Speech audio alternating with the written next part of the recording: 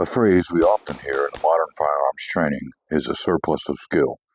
Sometimes it's used to justify an existence or maybe a technique. Other times it's just an echo of what someone heard. Sometimes it's just really a marketing term. In my opinion, a surplus of anything is of no value until I actually need it. A surplus of uncontrolled skill or skills that can't be reliably accessed is equally worthless. I chose the Rangemaster Short Combat Accuracy Test to use as an example. The SCAT has two different grading tables, a 100 and a 200 point version. Either scale would help demonstrate my intent. I selected the 200 point version from the KR Training Drill Book, page 35. I didn't have the actual target on hand, so I selected a target that closely represents the original intent for the 20-round exercise. I shot and scored the drill, did the required math, and came out with a score that indicates a very high skill level, or what I will call a surplus of skill as it relates to that particular drill. Basically a 30-point surplus of skill. I switched to the shootsteel.com target, covered the scoring areas, and shot the drill again using the 200-point version. Even though they're much smaller scoring areas, I used the same point value as the original target.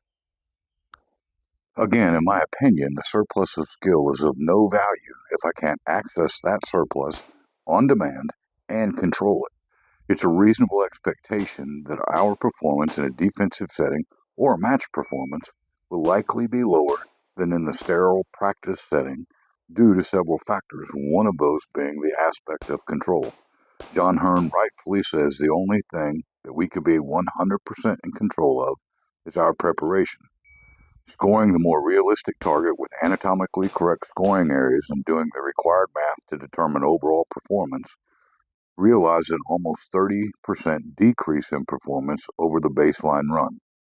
In this example, the 30% of surplus demonstrated in the first run was used up almost completely because of the more difficult target.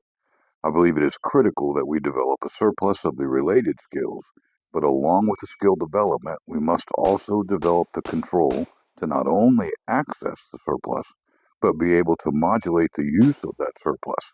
Maybe easiest to see as it directly relates to speed and accuracy.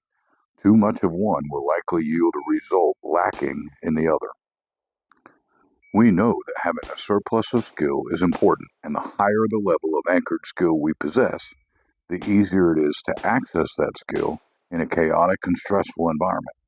Overtrained enough to build confidence, but the surplus skill without control, the ability to replicate the same thing even in changing conditions, isn't an anchored skill.